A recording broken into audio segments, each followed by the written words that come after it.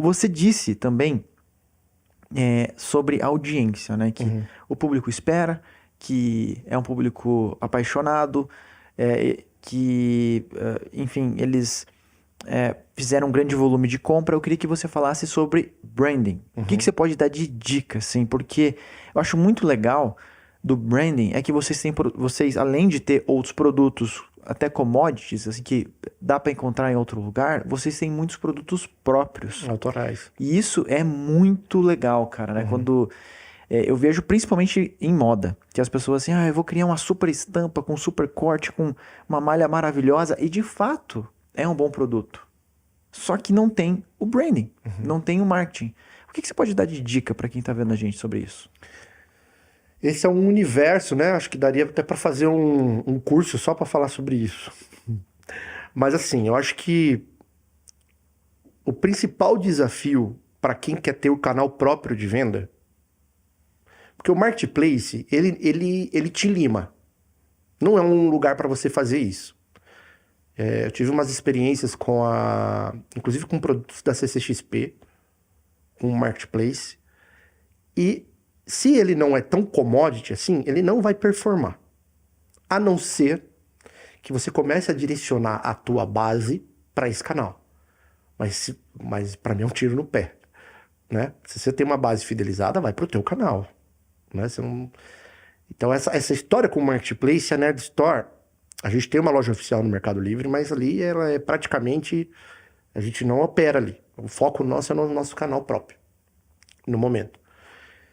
Por quê?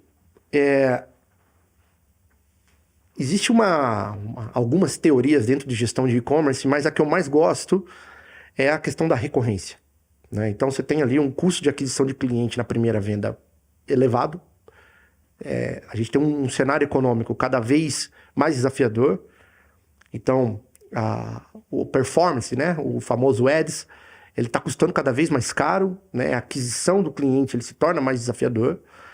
Então a gente está passando por uma mudança de comportamento agora pós-pandemia, que eu tenho visto no mercado, de que o caminho é você tender para trabalhar a maior recorrência de compra. E você melhorar a tua base. Isso é uma coisa que a Nerd Store faz por essência há muito tempo.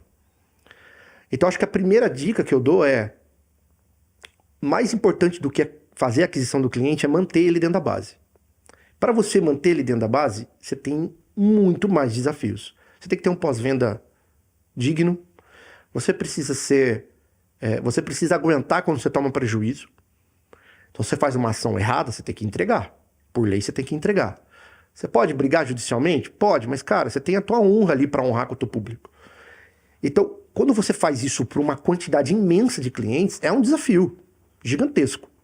Porque quando você tem 10 problemas acontecendo no mês, tranquilo, você atende os 10, o pós-venda trata aquilo ali, você coloca dentro do teu custo operacional, vida que segue. Quando você tem algum problema de uma ação como o Black Friday de 2019, que eu tive um problema logístico, cara, eu tomei um prejuízo para ter que honrar que passa de R$1 milhão. Prejuízo de 1 milhão? Na Black Friday 2019. Para poder entregar. Tá? Eu tive um problema aqui em específico, técnico, de que o sistema de que controlava o estoque, ele caiu, de acordo com o número de vendas. Quando a gente conseguiu restabelecer, a gente foi olhar dentro do RP, a gente tinha aproximadamente, cada camiseta nossa tem 8 tamanhos. Eu tinha ali umas 80 camisetas para serem transacionadas. Em algumas, eu tinha 700 peças negativas, por tamanho. Entendeu? Então, eu tive que entregar o estoque, contratar o fornecedor, produzir, pagar mais caro do que eu estava vendendo para entregar para o cliente. Então, a gente fez isso nessa transição. Isso, para mim, cara, foi uma lição aprendida gigantesca. Então, a primeira dica que eu dou para brand, né, para construção de marca é honra o compromisso com o público, com o teu público. Porque a aquisição ela é muito cara. Você vai ficar eternamente fazendo aquisição de novos clientes, né? Financeiramente não é sustentável.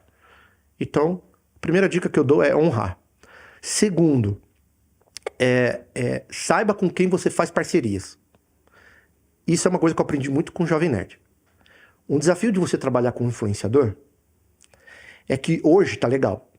Amanhã ele solta uma bobagem no Twitter, ou alguém descobre uma fala racista dele lá de 1900 e bolinha, isso vira um inferno para cima da marca. Com razão. A gente tá vivendo hoje outros tempos, né? A gente tem que ser coerente, a gente tem que ser responsável, ético nas nossas relações. Então, você trabalhar com influenciador, você fica preso e refém desse posicionamento. Então, você tem que saber muito bem com quem você trabalha. Porque você tem posições políticas que podem influenciar numa performance de vendas. Isso é muito delicado. Você tem questões pessoais, né, que envolvem a vida do influenciador. Então, se você fica muito dependente, esse foi um desafio que quando eu entrei, que a Nerd Store sempre foi muito dependente da visão do David e do Alexandre. Naturalmente, porque a empresa era deles. Uma das coisas que eu comecei a fazer o trabalho é de buscar desvincular um pouco essa estratégia. Então a gente começa a fazer lançamentos sem estar muito vinculado à imagem deles, né? Senhor dos Anéis, Hobbit, enfim, teve algumas questões, alguns outros produtos, e deu muito certo. Eu abri o leque para um público muito, muito novo. Só que aí começa o desafio de começar a fazer a recorrência com esse público que está chegando. Então, trabalhar com estratégias de marketing com influenciador precisa tomar cuidado com quem que está sendo o tom de voz, né? E um outro problema para a construção de marca é que é errado colocar, na minha visão, o lojista colocar no influenciador a responsabilidade de conversão. Isso é uma pegadinha, que quando o lojista ele precisa performar, ele fala, putz, eu vou pegar uma pessoa aí que tem 1 milhão, 2, 3, 5 milhões de seguidores, e fazendo uma conta aqui de 1% de conversão, de 0,5% de conversão, eu vou chegar no faturamento tal, o cara faz isso na cabeça dele. Mas isso, na maioria das vezes, não acontece. Por quê? Na minha visão, relacionamento com o influenciador, ele é uma história que precisa ser contada. Não adianta eu chegar lá e contratar do dia pra noite um influenciador e falar assim, ó, tá aqui o link traqueado, põe aí, eu vou te comissionar e vai estourar de vender. Não vai. Isso funcionava há, sei lá, 8 anos atrás. Hoje não não. funciona. Não funciona. Então, assim, você pode ter as suas exceções, mas se tem exceções é porque existe uma regra. A regra, na minha visão, diz que trabalhar com influenciador é construção de marca, não conversão. Então você vai criar um storytelling com o público. E outra, a gente está falando de fidelização, a gente está falando de chancela. Chancela não é do dia para a noite. Por que o Jovem Nerd e Nerd Store construiu uma história de sucesso ao longo dos anos? Porque é todo dia construindo um relacionamento. Através de lançamento de produtos, enfim, de relacionamento com o público. Então, a construção de marca com um influenciador, que hoje é a grande tendência, né? A gente está vendo influenciadores virando lojistas, né? Não sei se, obviamente, você está acompanhando isso. A gente tem influenciadores gigantescos hoje, de TikTok, etc., que viram lojista. Teve um caso recente aí, não vou citar nome para não ter problema, mas recente, que lançou uma maquiagem e site caiu, aquele caos que a gente sabe como é que é. Então, sabe vender muito bem, tem o público fidelizado, mas aí tem o problema da infraestrutura. Como é que vende? Como é que se torna lojista do dia para a noite, né? Então, a construção de marca com influenciador funciona muito bem, desde que você consiga ter um planejamento a longo prazo. Curto prazo, para mim, melhor você colocar no Google Ads. Vai dar mais retorno, assim, é mais seguro de você controlar isso, né? E por último, mas também não menos importante, é a construção de novos produtos.